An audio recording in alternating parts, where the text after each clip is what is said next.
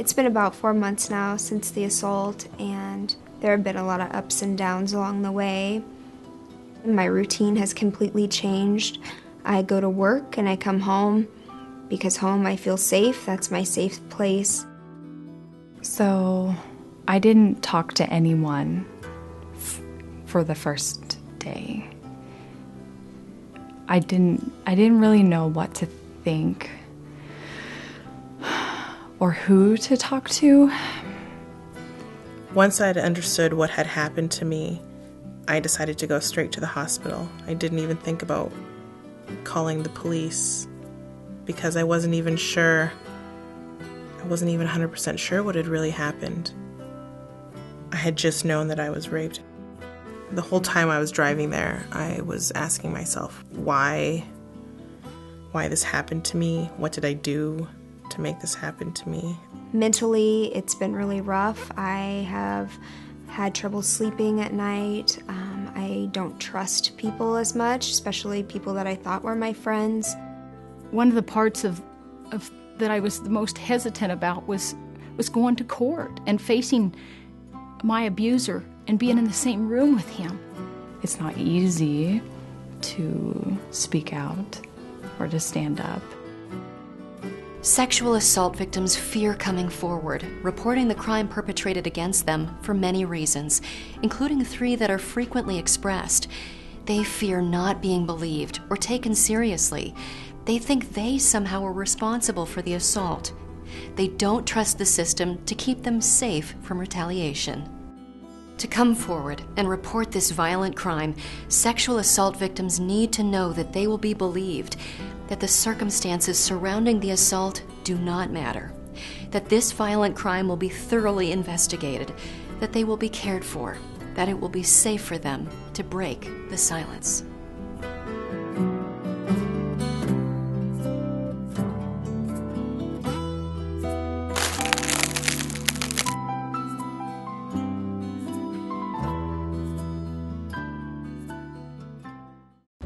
About every 2 minutes, someone in the United States, either female or male, is sexually assaulted. That's nearly 210,000 persons every year, more than the population of St. Paul, Minnesota. Throughout America, nearly 1 in 5 women and 1 in 71 men have been sexually assaulted at some time in their lives. In Indian country, the problem is even more acute. I'm sure that a lot of people have heard a lot of the statistics regarding Native Americans. 1 out of 3 Native American women will experience sexual violence in her lifetime. We do see it in families across generations. Happens to a grandma, to a mom, to a grandchild. And the perpetrator is a grandfather, a father, a brother, a cousin. And when that occurs, a lot of the times what we see is a lot of pressure coming from large families on the victim to not report, to have other people in the communities not believe her story. So victims go through a really traumatic experience when disclosing their victimization. Sexual assault frequently is a case of horribly violated trust. It's not easy hearing about victims' physical and emotional trauma. Well, it happened about, about 4 months ago. It's been over time that I've noticed more and more that I'm having trouble sleeping, and I feel constantly scared. Tragically, victims rarely report sexual assault. Perpetrators seldom go to prison. Only 3 out of 100 offenders spend time behind bars. It may seem astonishing that the victims of a cruel, violent crime frequently do not report it to police. But the nature of the crime, the shame and self-blame, community and family dynamics and values, or the prior relationship between perpetrator and victim often keep the victim from reporting. The victim of a sexual assault may feel partly responsible for the assault, or fear that they'll be the object of rumor or scorn, or even accused of being at fault. People they question, well, how did you get into that? Or what were you wearing? Or what did you do to provoke it? So it seems better just to, not talk to other people. She may have been impaired by alcohol or drugs when the assault occurred and not remember details or fear legal repercussions. The victim may be afraid she won't be believed or feel that police will be biased against her. The victim may want to protect the assailant, especially if that person is a family member. Victims sometimes fear social alienation or rejection by others. They may fear the legal process and the justice system. A victim might not report a sexual assault for reasons as simple as believing the assault is a personal matter that doesn't need legal intervention. I was really a wreck, and when I arrived to the hospital, the nurse let me know that I could get the exam done without having to decide if I was going to talk to the police or not. Kelly, she was the advocate assigned to me, was really good at letting me know my options surrounding the exam, whether I wanted it or not, whether I wanted to report or not. Whether a victim reports a sexual assault, one thing is certain. She often suffers profound consequences. Survivors may experience the symptoms of post-traumatic stress disorder, flashbacks, sleep or eating disorders, or depression. I feel constantly scared, and wherever I go, I feel like I'm always looking to see if I'm safe. One thing is certain. When sexual assault is not reported, it serves to help perpetuate the violence. As heinous as sexual assault is, it continues to be difficult to prevent and prosecute. However, across America, communities are taking powerful action to combat sexual assault and its consequences. They're waging a comprehensive effort that provides victims with services and support while increasing the likelihood of identifying, arresting, and prosecuting perpetrators. To attack the crime of sexual assault, communities are developing and operating sexual assault response teams, referred to as a SART. I think this chart is a good illustration of where we've been and where we're going. For this Kearney, Nebraska sexual assault response team, the number of cases reported and successfully prosecuted over the past 3 years has steadily increased. And at first it scares you that we're seeing the increases, and in many places people would be concerned that that would be a problem, instead of recognizing that we're seeing that increase in numbers because victims are more comfortable coming forward and asking for help because they know they're going to get that coordination of services. And it is nice knowing that after the investigation is complete for those victims, they're going to have that support afterwards, and knowing that those perps are going to be incarcerated for the crimes that they had done. A sexual assault response team brings together professionals from disciplines on the front lines of responding to sexual assault. Their purpose is to focus and coordinate everyone's efforts. Police officers, victim advocates, prosecutors, sexual assault nurse examiners, and representatives from crime or forensic labs collaborate to intervene and care for the sexual assault victim and to investigate and prosecute the crime.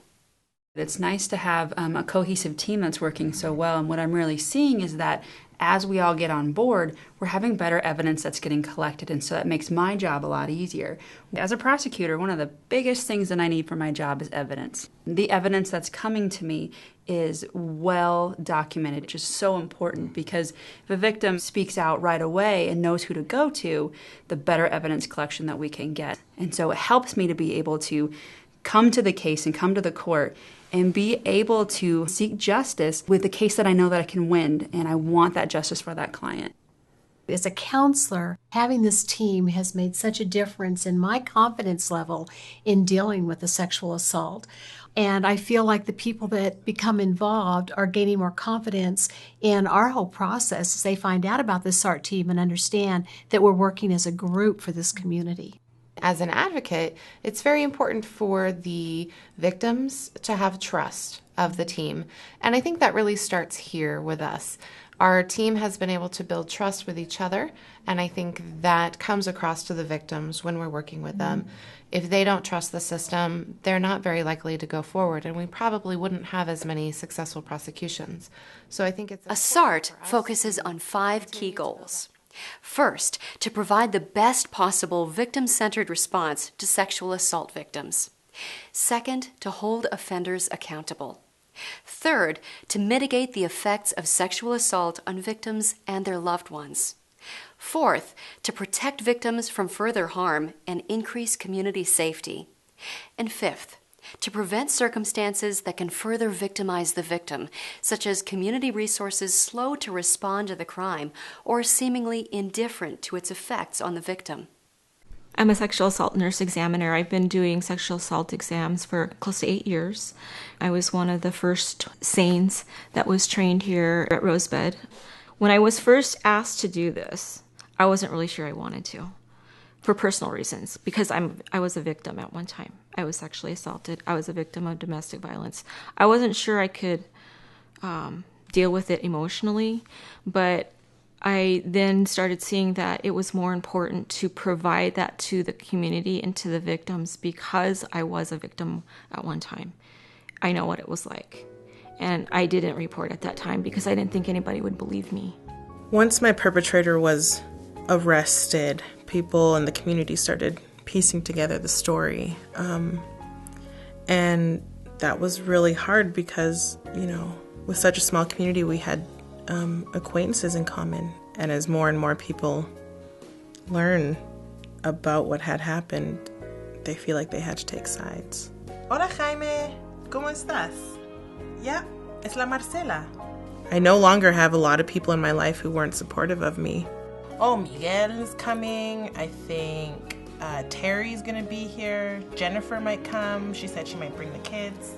But the ones who are in my life help me get through this and help me continue to go through all the way up to the trial. It's just your second right. Besitos. Ciao. The National Institute of Justice has found that in communities with a SART, victims become more likely and willing to report an assault. When the first officer arrived at the scene, I was scared, but she really helped me through this, and she just gave me this sense of calmness and safety. I can see that you already have supporters. Okay, right here, your friend. Okay, I'm here. A SART benefits the community, but it's the experience of victims a SART has served and of the SART members who contribute their commitment and expertise to the team that best communicate the program's value. I think I am making a difference. I think the hardest part of what I do, the most challenging part of what I'm doing right now is being an expert witness because I'm a member of this community, and sometimes I have to testify in situations where I wish I didn't have to be there because I am close to some families, but I know that everybody has a right to their own safety, their own boundaries of their body. Nobody has a right to violate that. A SART will not necessarily handle any 2 sexual assault cases in exactly the same way. The circumstances of an assault, the victim's wishes, local and state procedures and protocols, and many other factors govern how a SART and the legal system approach each case. They checked in on me even maybe when I didn't want them to, but always gave me that choice and made referrals for me to counseling, which I had been partaking in. Working as a team, SART members perform certain fundamentals throughout the course of a sexual assault investigation and prosecution. It's been a while since the assault, and I wanted to make sure that you're doing okay and that you have all the resources that you need in order to just really make sure that you're taking care of yourself. Can you tell me how you've been doing? I've had my ups and downs, and it's just been hard, but I feel like I'm kind of getting back to normal now, whatever that is. I think that's hard, too, to find because it really is a new normal, and you have to adjust your life and everything that you do according to who you are now. Do you have any questions about the trial that I can answer? Well, I'm really nervous about what it's going to be like. And I don't want to get on the stand and testify, and I don't know what to expect with that, I guess, so. I want you to know that it is your decision if you want to be on the stand and testify about the sexual assault. One thing that we can do is sit down with the prosecutor and talk about that experience so that you feel more comfortable about what's going to happen. Can you give me advice on what to do or how to help me answer questions and things like that, or? I can't give you advice about what to do, but I can be there with you every step of the way. Okay. I guess one question I had is, will that guy be there? The perpetrator? Yeah. He will be there because it is his trial, but you won't have to interact with him, and you don't even have to look at him if you don't want to. If it makes you feel safe, you can look at me the entire time. That would probably help, I think.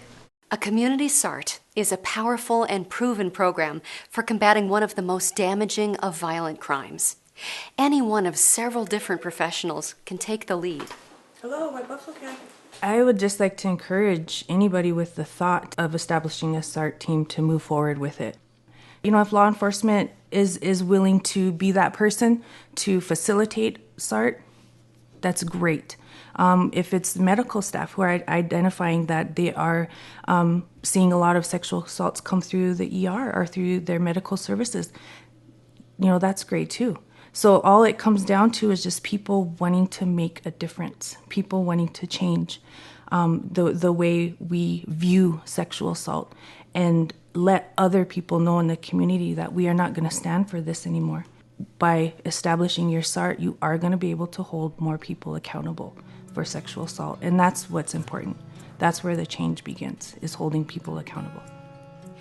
If your community doesn't have a SART, now is the time to start one. The Office for Victims of Crime, or OVC, provides a free, comprehensive toolkit that will guide you through developing and operating a successful SART. Just point your browser to the URL on your screen to access the toolkit, or type SART Toolkit in your favorite search engine. The OVC SART Toolkit is also a great resource to help with developing SART social marketing and public awareness campaigns. The Office on Violence Against Women has partnered with the Tribal Law and Policy Institute to provide a SART development resource guide for tribal communities that want to start and operate a SART. Download the guide at tribal-institute.org. Your state may also offer guidance and assistance for developing a SART. Check with your state's Attorney General's office or other state-level judicial or law enforcement agency. The sexual assault rate in this country remains far too high.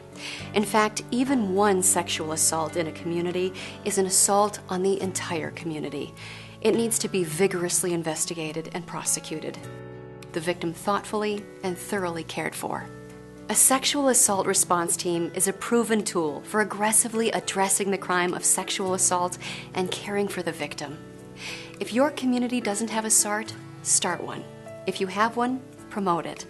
Make the community fully aware of what the SART is and how it works so that everyone, and especially sexual assault victims, both actual and potential, understand that they are not alone and not on their own. Help break the silence that too often surrounds and perpetuates sexual violence. Let your voice be heard so that a victim's voice can and will be heard.